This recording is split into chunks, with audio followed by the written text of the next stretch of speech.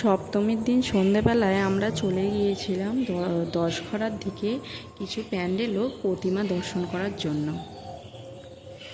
ফার্স্টে আমরা চলে গিয়েছিলাম, এই জায়গাটার নাম আমি জানি না তাই বলতে পারলাম না, যেখানে এটা প্রেম মন্দির করেছিল। খুব সুন্দর মন্দিরটার সামনেটা পুরোটাই গাছ দিয়ে কত সুন্দর করে সাজানো ছিল।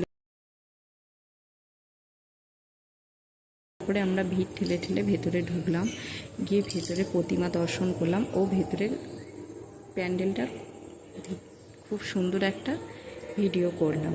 এই যে এখানে আমি। তারপরে সেখান থেকে আমরা সোজা চলে গেছিলাম দশঘরার সোমনাথ মন্দির করেছিল, যেখানে খুবই ভিড় ছিল মন্দিরে, মানে এতটাই ভিড় ছিল লাইন দিয়ে দিয়ে ঢুকতে হচ্ছিলো বলে তাই আমরা ভেতরে ঢুকতে পারলাম না।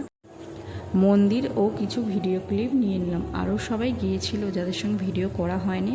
আর এই যে আমার বরমশাই সবসময়ই তো ফোনে ব্যস্ত, এই যে এত ফোন করে ভগবানই জানে। এই যে আমাদের গার্লস আর অল গ্রুপস, এখানে সবাই ছিল, ভিডিও করতে পারিনি বলে তাই ফটো ক্লিপই দিলাম।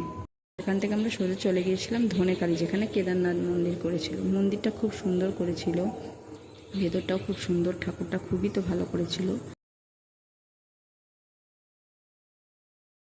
তারপরে আমরা ভেতরে প্রবেশ করলাম, প্রতিমা দর্শন করলাম, খুব সুন্দর প্যান্ডেল করেছিল। তারপরে সেখান থেকে আমরা বাড়ি আসার উদ্দেশ্যে বেরিয়ে পড়লাম।